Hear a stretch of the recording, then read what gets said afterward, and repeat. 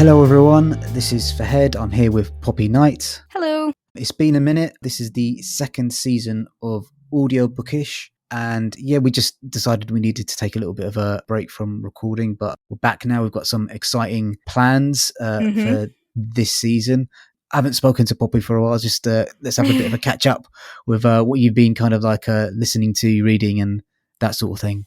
Yeah, so in connection with us feeling like we needed a bit of a break, things have been a bit busy, so I've not done a ton of listening to stuff, but I did decide to go back and start re-listening to the His Not Materials audiobooks, which if you listen to our first episode, you know how much I love those, and bear with for more on that, but I just kind of spontaneously decided I wanted to listen to those again, so I started doing that. I'm a good way through those. I actually recently also found out that the Winnie the Pooh books, which I love so much, and you know, loved as a child, still love now, wrote an essay that I'm really proud on at university about him. I found that there was an audiobook recording that Bernard Cribbins had narrated, who I'm also a fan of. I enjoy his comedy songs and the comedy roles he's done in stuff. Black Ball is a very good film if anyone wants a good fun film. But yes, and I thought, oh yes, his voice in Winnie the Pooh was going to be great, so I've started listening to that as well, which is really lovely. I listened to that falling to sleep. I'm not sure his Piglet is the voice I would have for Piglet. It's a bit harsh for me, but the Pooh and Christopher Robin and everyone is really nice.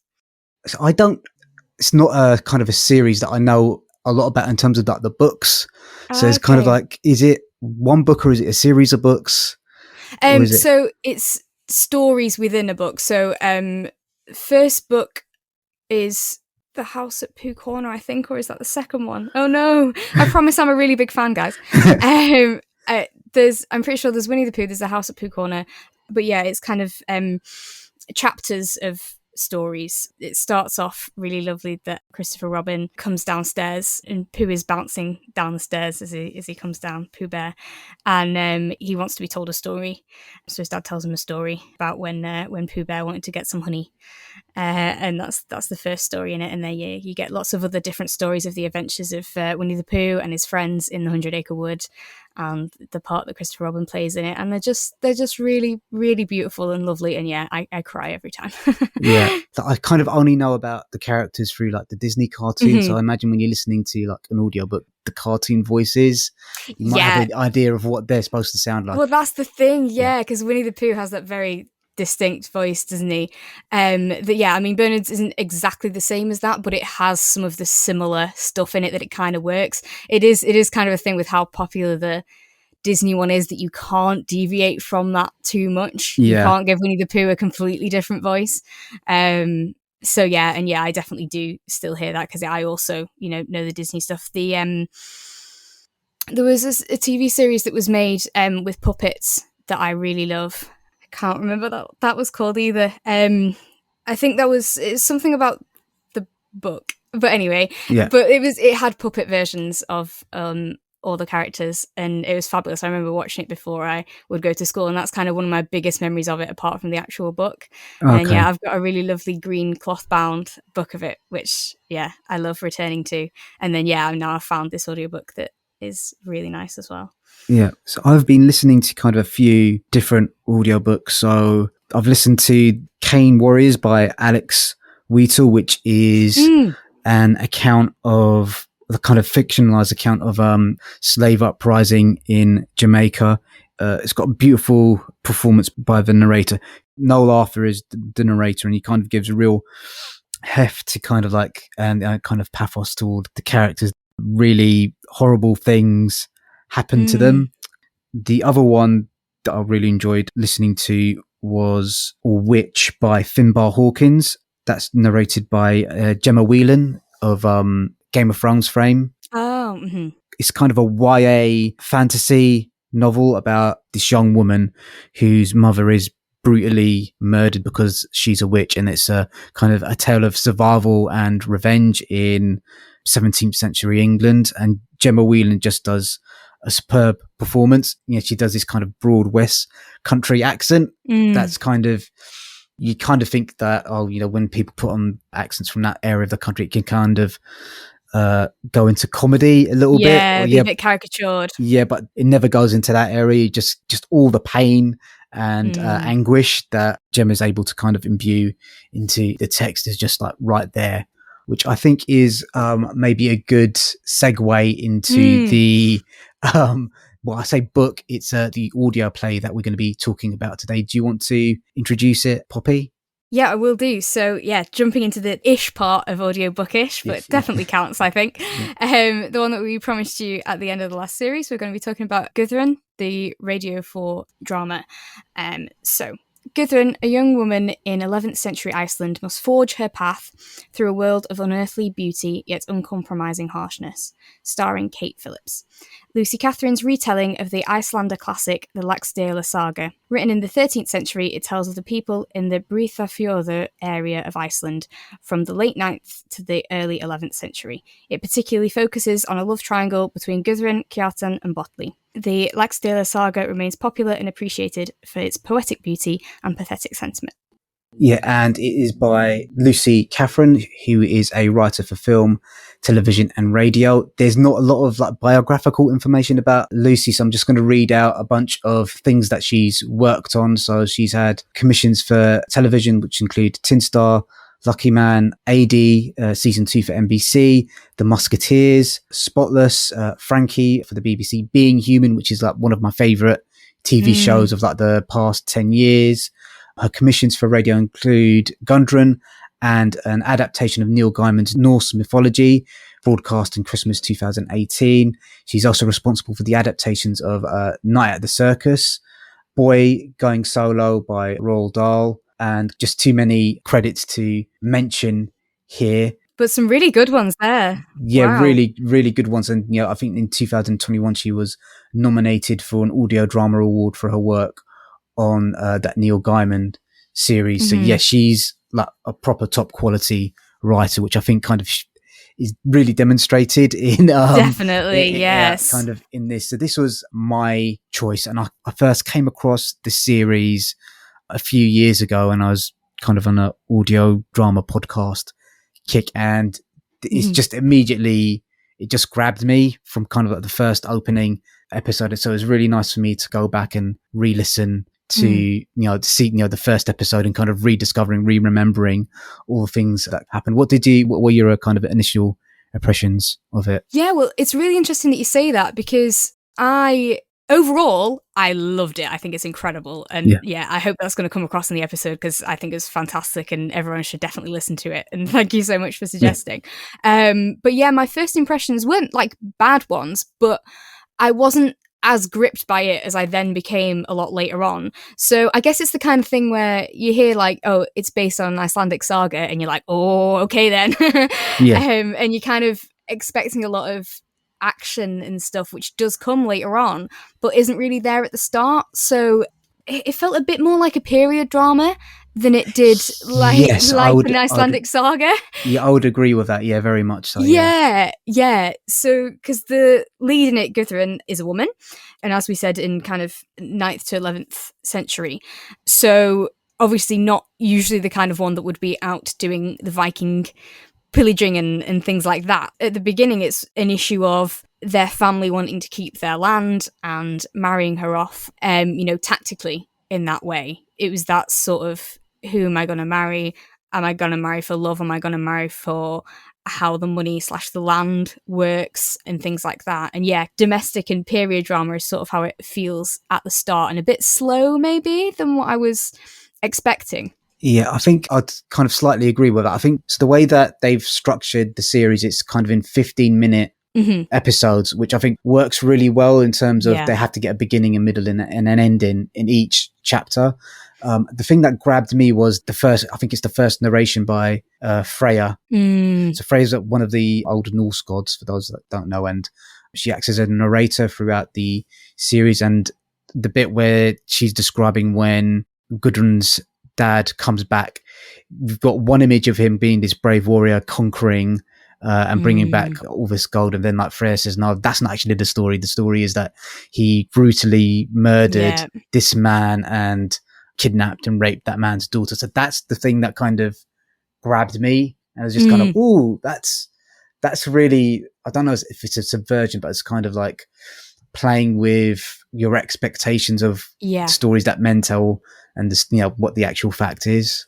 Yeah, definitely. There's so much about kind of glorifying that violence and things like that and how that plays. Certainly as you go on, it is a very violent thing and we are listening to it for our own enjoyment, Yeah. But there are definite questions in there of what is way warrior and what is that's just you butchering people kind of thing, definitely. And it's interesting what you say about the 15-minute episodes, because that's how they come out, and I get what you mean. They definitely can stand alone as each one as you keep going through, but I found myself not realizing that I'd got through to the next episode, you know what I mean? Yeah. Because it was just playing on nicely, and I think that's the good thing about it. They have structured it well. It's not like it just randomly stops at a random point because it's hit 15 minutes or anything like that. But equally, it's not like, oh, I finished that episode, I'm done now, I'll come back to it later. It does really flow through. Yes, I think that's it really does speak to the quality of the writing. Really does feel like it's chapters in a book rather than separate episodes. And for any writers of whatever discipline, I think this is really kind of like a masterclass on how to pace a story and plot, because they're only 15-minute episodes, but there's so kind of a lot happens. Yeah, you don't realize a lot happens in that one 15-minute chunk. Yeah, even the ones that I was saying were kind of slower in the earlier ones, you still do have a lot that happens. I guess it's just more that it's a lot more emotional and social stuff that happens, I guess. And then when you get in the later series, there's a hell of a lot of plotting that happens between the start of one episode and the end of another. Yeah, I definitely agree with that. So I'm just kind of looking down at my notes, and like the first note that I've got down on here, well, there's two notes: terrible men and kind of bad decisions. Kind of like there are some really, truly awful men in this story, starting with Gudrun's father, who's just a complete despicable sack of shit, really. And then Gudrun's first husband as well. I think there's this vein of fiction that's being published at the moment. I'm thinking about the reimagining of like the Greek myths. From a feminist perspective, thinking about, I think it's called Women of Troy. I was going to say Circe. And I've just finished reading The Wolf Den by Elodie Harper, putting a feminist or more female-centric focus and a narrative on these events that happened in the past. So just wondering what your take on that was as well. Yeah, no, definitely. And that is, there for sure. It's nice, though, that it's not, I guess you might expect from hearing that like all the men are evil and it's that man-hating kind of thing, but it's really, really not. It's just showing that some are, a majority are, that they are encouraged to be is a big part of it. Yeah. The king of the Danes' son is sent away to learn how to be a man from a really, to use your phrase, despicable sack of shit or whatever. Yeah. And these ideas of, being a man is going in with a huge army and a load of weapons to take stuff from people, whereas actually, no, that's not what it is. I mean, if anything, that's the cowardly way of doing things. Yeah. So, it doesn't say all men are horrible, all women are great in any way, shape or form, but it has that more, I guess, that idea that, feminism is about equality. It's not about putting women above. That's the whole good point of it. And I think many of the men are kind of responsible for the horrible things that happen to Gudrun. I'm not too sure how I actually feel about Gudrun as a character. I'm not too sure. I've got a great deal of like sympathy through the stuff that she goes through, but she does do some like horrible things herself. She does, and she makes some really big mistakes. And I'll try and not say it in too spoilery of a way, but the action that she does because she is jealous really disappointed me. Yeah. And obviously has a lot of negative consequences, but that really disappointed me. A kind of petty jealousiness and then acting upon that is more the issue. But yeah, definitely far from perfect. And she admits she's made some mistakes, but it's also kind of interesting because it's hard to know which ones are the mistakes and which ones aren't. In which ways would you do the same, in which ways would you not? It's a really interesting kind of thing if you were really made to sit down and dissect it. it's very interesting moral dilemmas and stuff that you don't get solved at the end. There's no kind of feeling of resolution at the end where you're like, oh well, this bit was right, that bit could have been better, there we go, we're all sorted. It is a real moral turmoil. Yeah, it's kind of she does get faced with like some scenarios where there are no good choices. It's kind of like choosing between two evils, and it kind of really comes across. She's I don't want to say pride, but she's kind of like quite a driven and determined person. I think like her father described her as a wild horse that needs to be broken in. I hate that description, but it's kind of like that. Oh, you're a woman with her own ideas, and therefore you need to be kind of put in your place. And that central pressure kind of runs all the way through each of the seasons, really.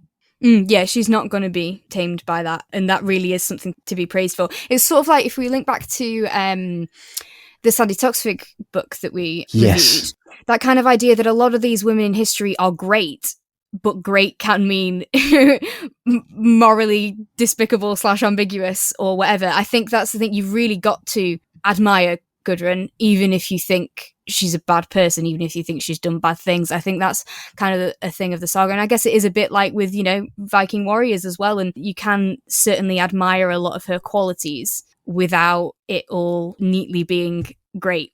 Yeah, it's kind of, I've got conflicted feelings about her, whether or not I think there's a lot about her character that I admire. There's a lot of things that she does within the story that I admire, the strength that she demonstrates and the tenacity and the cunning and the courage that she shows.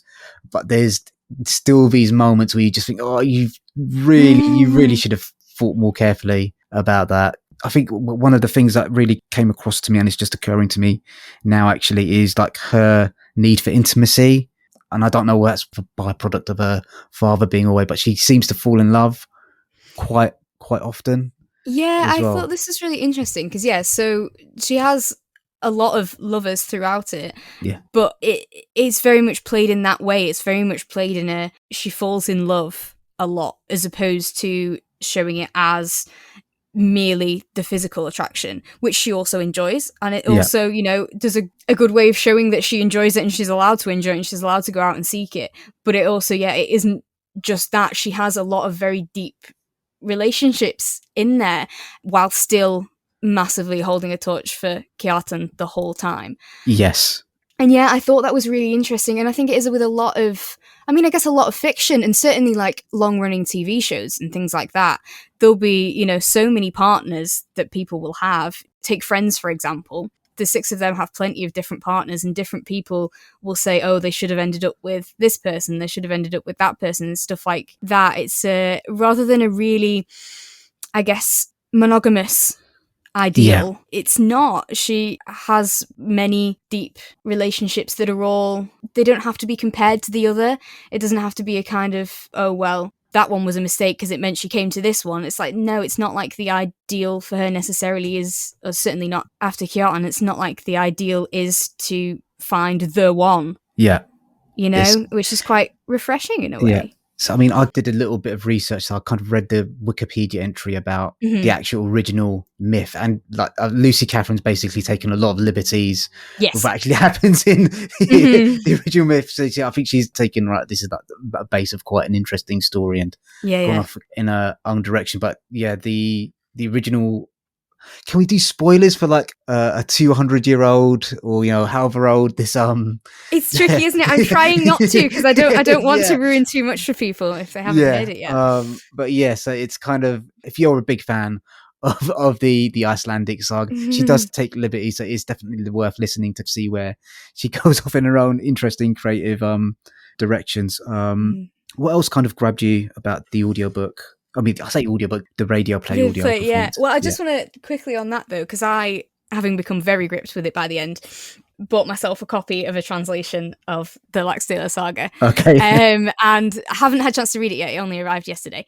But flicking through it, there is a like genealogical table, like a family tree kind of thing of Gudrun's suitors. And I love that gets a whole page. And I think there are even more in the radio play, including women in there as well. So brilliant. Yeah. But definitely. And I I get you. It's a tradition of everything, and this saga probably came from, various other tellings and stories and things brought into one. But yeah, what Lucy Catherine's done to pull it all together into what it is incredible.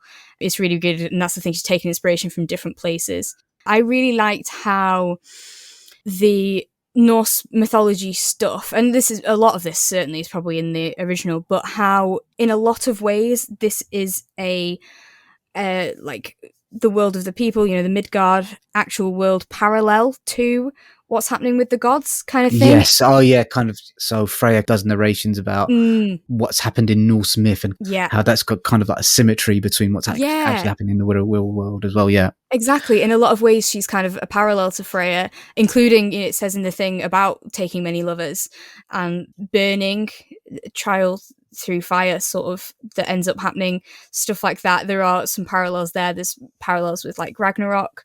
There's parallels with seeking for knowledge and all sorts of really exciting. I love when there's links to stuff. But yeah, that's structured really well. Yeah, I want to kind of mention a special mention to both Kate Phillips. Her performance as Gudrun is absolutely magnificent. I think she's wonderful, but I think my heart really belongs to Samantha Dakin's Freya, that almost Swedish kind of sounding voice, kind of, Gudrun Hofstein's daughter, you are going to go through a massive trial, and kind of that. I just kind of love those interludes because she's got such a relaxing, calming voice, even when she's describing really horrible things that might be befalling Gudrun. Yeah, so her voice is incredible, and it really matches the poetic stuff that she's saying, the beautiful images that she says. And like you say, even when it's harsh and stuff, it really matches with that, the softness in her voice, but the strength and softness is just, wonderful. So lovely to listen to. But yes, this brings on to something that I definitely wanted to talk about, I'm sure you do as well, is the use of accents in it. So obviously, they travel a lot. There's a lot of travel that goes on. But the main thing, and certainly at the start, is set in Iceland, as we've talked about. Yeah. And yet, almost all the characters, apart from Freya, who has a kind of Scandinavian-y accent, I don't know my Scandinavian accents well enough. Yeah. Despite speaking a decent amount of Norwegian, I don't know my Scandinavian accents well enough to place it very well. But yeah, whereas Gudrun and everyone else has like a Northern English accent. And I do find it funny. Because this isn't a weird thing. This is used so much. It's like, okay, we've got kind of a rurally setting in the past. Let's go Northern English. I'm pretty sure when I listened to, I might have this wrong, I might be confusing it with something else, but I'm pretty sure I listened to a radio version of Don Quixote set in Spain. But it was kind of rural, old-timey, let's give him Northern English accent. And obviously it's made for an English audience. It is BBC. But yeah, and I don't know that I have too much to say about it. It just needs to be commented on. Yeah, it is kind of a weird, it's the same thing with, I think most notably in Game of Thrones. A lot of the Starks had that kind of like Northern accent. And in one way it's good because regional accents in audio productions, I think are really, really important. But I think it is getting a bit memey now, where it's kind of like, well, it must be some Southern English producer. I'm assuming Southern English producer making the assumption, well, how do we kind of make this sound cold and harsh? Code those things into it, Yeah. And it's because you can't even make the argument that some people will use sometimes about, making it understandable, because Freya has got a Scandinavian accent, so surely you could have other people with, it isn't a sense of, people won't listen to it because they can't understand it. It's like, well, you're asking them to for good amounts of it with the narration. So, yeah. But like I say, it is wonderful to listen to. I do actually, love the voices and love the performances and things like that. But yeah, and then so when the Norwegians come in a rather villainous sort of capacity, they have a much more posh Southern accent. Yes, they did, didn't they? Yeah. Yes, which is another just a coding of these are the, or just how you split groups, and it ends up these are the goodies, these are the baddies. But yeah, a way of splitting groups is by using those two different accents. And so I think I mentioned before, I did a module on dialects in film and literature at uni, and my professor spoke about a time when she was watching a French film, I think, and it's set in a prison, and there were these people having a chat, and she hadn't really understood what was going on, But what she later found out, that one of them had an accent that was sort of linked to organised crime kind of thing. So, you know, sort of imagine if we had heard them speaking in an Italian-American accent, and then we would have, you know, because of how we've been taught to with other films and stuff, would have assumed, oh, it's related to the mafia kind of thing. So basically that was the experience she'd had with that film. Now, obviously, as I kind of touched on before, wouldn't be able to very well distinguish different accents. If you'd have had someone with an Icelandic accent and then someone with a Norwegian accent, there are differences. I probably could tell some differences knowing some of both languages. But yeah, they're not going to be the easiest to distinguish. Whereas Northern English and more posh, more received, and certainly more Southern English is a much more definite divide for people to easily recognise in England. Yeah, I think that's a really good point that you've made there. One of the themes that runs through the story is the old religious beliefs versus new religious beliefs, and you know, people with the more southern sounding accents, the more RP sounding accents, are religious invaders bringing, you know, what they describe as the white Christ over to these pagans. So I think there's I don't know, there's something in there about, you know, people with the more northern accents kind of having older beliefs, with maybe people from the south having more modern beliefs in there as well. I think I don't know if that's something that the producers were thinking about, or was just it was a convenient way to separate the two different tribes. Yeah, it's interesting, isn't it? And then even so, when they travel much further afield, you know, you still have similar things, and yet you have the odd character that has a different accent. So is it Marlas, or what's his name? I think so, yeah. From Antioch. I should have written his name down. And the French priest. I'm assuming he's French, but yeah. It's certainly that kind of voice, yeah. And I feel like there was some more as well. There was the concubine. The concubine had like, I think a lot of the characters had like, I would say generally Manchester sounding accents or Yorkshire sounding accents to me, and I think one of the concubines sounded like she was a bit Geordie my ear. Yes, to my ear anyway. So yeah, that's fair. If it was earlier on, I may have been forgetting it. I sort of listened to the first two series rather slowly and then binged the last 5 in the last few days. What did you get up to? Because I'm only on season 5 at the moment. I was on season 5 2 days ago, and, and I listened to the rest of series 5, series 6, and series 7. I got very obsessed near the end, and it is definitely the kind of thing that you can binge if you want to. The time just so Moorish. It's kind of like a Jaffa cake. You just kind of, I just listen to another 15 minutes of it. Yeah. So, and it just, Yeah, definitely. And that's the thing when you think, oh, I can fit another 15 minutes in, and, you know, or you part way through it and you're like, oh, yeah, I can listen to, you know, another 7 minutes. That's fine. Yeah, it's really good. And I do, especially when it gets really heavily plotted, I do recommend, you don't need to binge 2.5 series in a day, but I do recommend kind of listening to it relatively close by, because otherwise you will kind of forget, what just happened? Where are they now?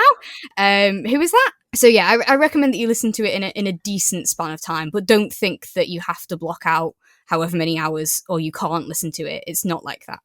Yeah, it's not. It is quite. It's kind of like a really rich chocolate cake in terms of the way that it's plotted.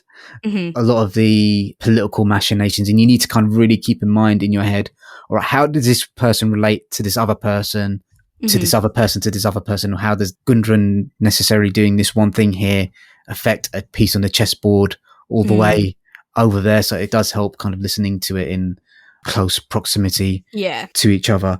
Definitely. So I kind of re-listening to the first 2 or 3 seasons of this, or 2 or 3 series. I don't know what the correct term is. So I mentioned I recently read Wolf's Den by Elodie Harper, and it took me a long time to get through that book. I don't know what's happened to me recently, but just when there's kind of scenes of like implied or explicit sexual violence, I find it quite difficult to get through that at the moment. So especially, you know, if there's anyone who might have issues with that, I think it probably would be a fair trigger warning to put out there, especially in the first 2-3 series.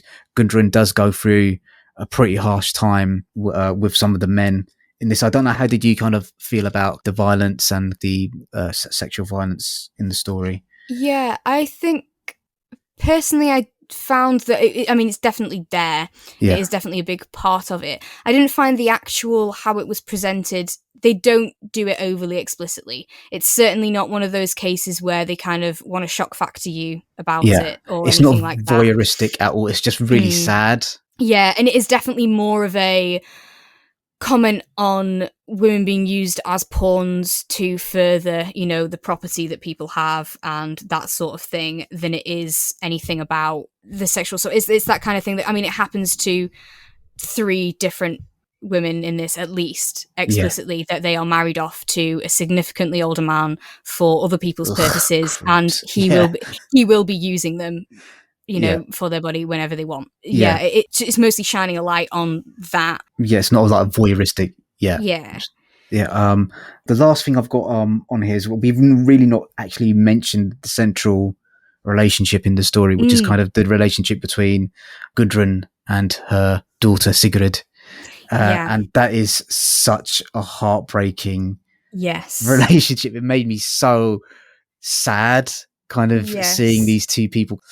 What happens with them? How did you feel about what were your kind of reflections on that? No, definitely. I'm totally with you. And I remember being happy at moments when I thought it was going to go worse than it was. And then, oh no, it goes bad again.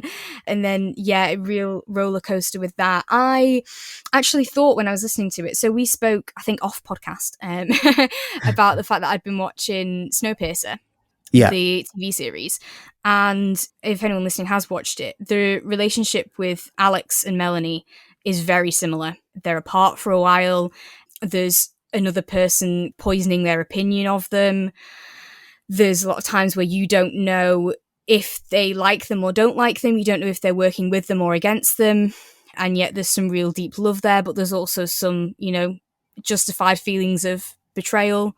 But then a really defiant daughter that both wants a connection with their mum, but also is very determined to have their own path and their own beliefs and their own sense of self and stuff like that. I definitely think that's a parallel with their relationship for sure. I think it's a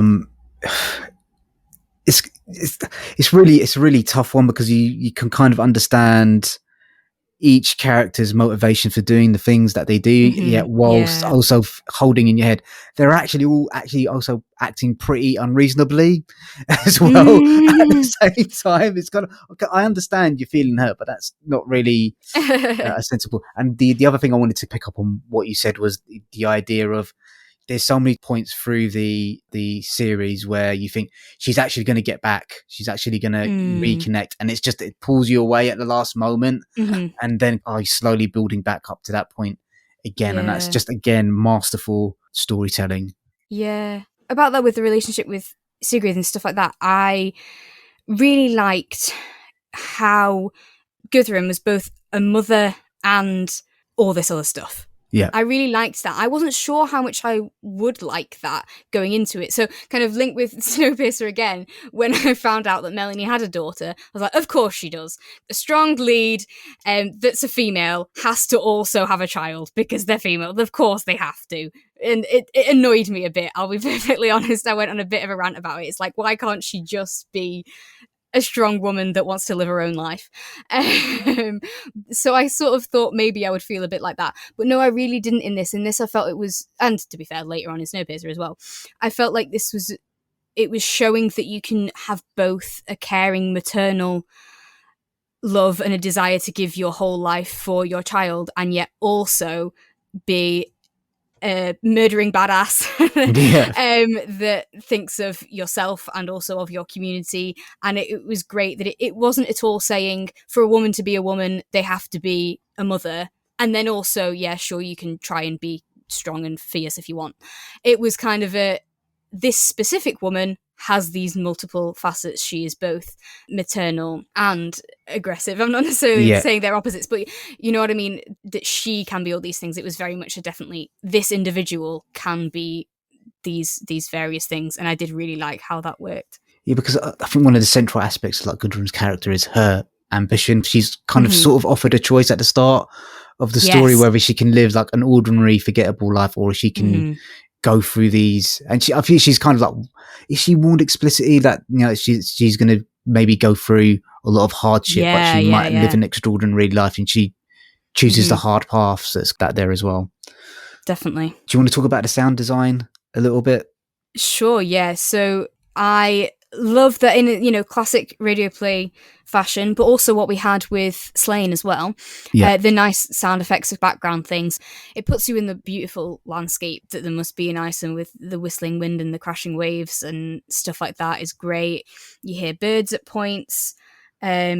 Just clanging of stuff, but not in any sort of overdone way. I think this has been the theme of a lot of stuff that we've reviewed, that they've done a really good balance of, you have sound effects in there, but it doesn't sound like, oh, it says plate in the text, therefore we must have someone putting a plate down on the table sound effects. You know, it's done in a really good atmospheric kind of way.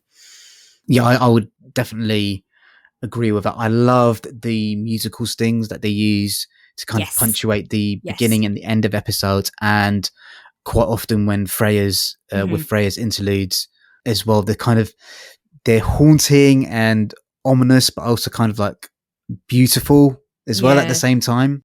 Yeah, they really are. They're really lovely. I completely agree with that. And also nice kind of variations on them as well for when things become more dramatic. So you still have the same kind of song, but it changes a little bit. Also, I don't know if you probably haven't got to this section yet, but it actually ends up later on where Sigrid is spoken to by the Virgin Mary. And you have a kind of choral choir type music that replaces the one that you've had in the rest of it. Okay. And so there's a really nice, interesting cue and link with those two that I thought was fabulous. But then also with the one that's in most of it, I think it's beautiful, but I just wanted to recommend to anyone, if you liked that but also want something else. I, a few years ago, was very obsessed with Iceland. Still am a little bit, not gonna lie. But I started listening to some Icelandic folk music, and genuinely, if you just YouTube Icelandic folk music, the top few results are just incredible. I really, really love them. I love that there is, I mean, I guess, you know, let's go all, you know, philosophical and say how it parallels with Gudrun, but you have like really deep, booming drum sounds and then little light flutes. And they both work together so beautifully. That's what I love about them, and that's why I keep going back and listening to them. I did most of my GCSE revision with Icelandic folk music in the background. Still listen to it now. It's fabulous. And the main thing that I love about it is that you have such deep boomingness and also such light highness, and they just both meld in so beautifully together. So yes, if anyone liked this music but also wants even more authentically Icelandic music, YouTube some Icelandic folk music and you'll not be disappointed.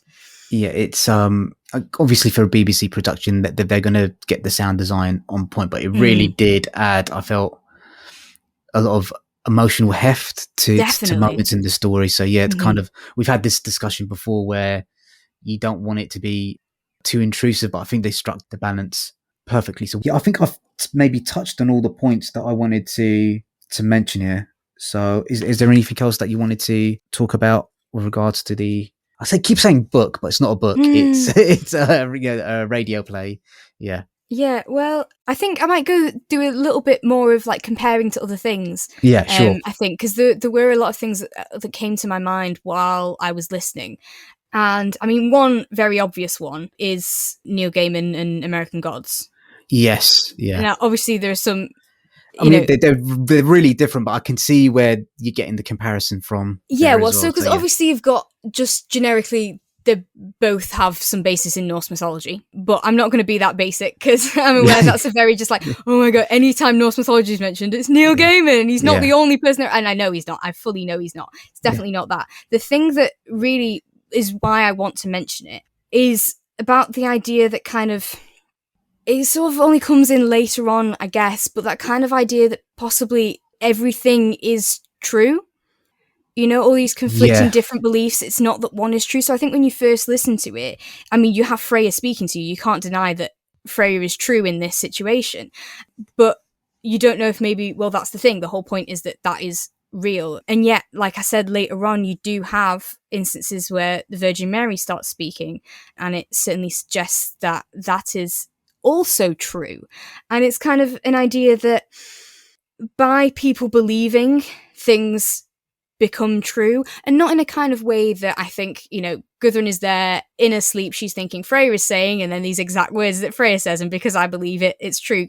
It's not that, but it's kind of because she has such a strong belief in Freya and these other Norse gods, that these become a thing, and then they go off and live their own lives, and they're affecting in this way, and they're part of her, and they're brought into being. And I thought it was an interesting question that it doesn't answer, but it's a kind of a, it does raise that question of what is true. Is there a true? Is it a kind of it's true for you personally, and therefore it's true? So I think that's really interesting. That's a fascinating perspective. That's so I know Neil Gaiman was quite good friends with Terry Pratchett, and one of the things that comes up again, time and again in Terry Pratchett's work is kind of like the power of belief. The power of belief, it can bring things into existence that might not necessarily be there, and it is really truly a matter of perspective on what your belief can actually bring into existence. So there's definitely something about, and kind of you mentioning Freya, I don't know if there's like supernatural elements in this story or not, so it's kind of like, it's very subtle, isn't it? So there's the kind of when she invokes and she asks Freya, please help, or when Freya says, I was always watching over you, in those moments things tend to go well. Yes. Or, not like amazingly, but things work out. Well, nothing goes amazingly well in this story. No, exactly. That's why I didn't want to be overpromised or anything like that. But it's kind of an idea that, when things are put down to luck or fate, that the gods can influence that. It is that sort of thing. There is no direct intervention necessarily, but that kind of you're hoping it's true, and then the fact that it does go right, Freya, the narrator, attributes it to herself, and you can kind of see that there has been a influence. But yes, like you say, it's not kind of, they smite down all these things. It's not that kind of mythical. And it's that, the idea of belief and kind of willing things into existence. I think that's, because that's definitely something that, especially American Gods plays around with quite a lot in terms of vying for people's hearts and souls in a way, and what you can kind of offer them, and whether that's the comfort of like tradition or the threat of violence from new ideas and coming in. And definitely Christianity is definitely seen as or for me is definitely treated as a very aggressive ideology that's being placed upon these people, but there's also quite a few of the characters get a lot of comfort from those religious beliefs as well. So it's kind of an interesting way of I'm not too sure what she's trying to say about religion within the entire thing as well. Yeah, and that's the thing. That's one of the things I quite like about it, because it got to the end, and like I say, there are some ways that I do think, okay, so that was and that is the case and stuff, and yet it leaves it quite open-ended. I don't know if Freya is, the Norse goddess Freya, or if Freya is Gudrun's Norse goddess Freya. It's kind of I don't know that, and I think that's I really like that about the ending of it. It isn't clear that all these things are, I guess, true for everybody, that kind of thing, as to how unique and stuff she is. I guess, going back to American Gods, the idea that there are multiples of these gods in different places because they've changed and stuff like that, and there's multiple versions of them. Yeah. It doesn't in any way explicitly suggest you to think that in Gudrun, but it's an interesting thing to think about if you tried to answer the question of, is this real or not? Yeah, it's kind of that, going again slightly back to popular Norse mythology, it's kind of the, are you watching Loki at all? I've caught a bit. It does look fab. I've not fully watched. Yeah, so it is, the last episode's absolutely one of my favorite episodes of TV I've watched this year. But this idea of kind of having variants of different gods, I think, is also quite an interesting idea as well, in terms of what you just mentioned, whether the Freya that's narrating the story is Gudrun's Freya or is actually Freya, the actual Freya as well. So really interesting.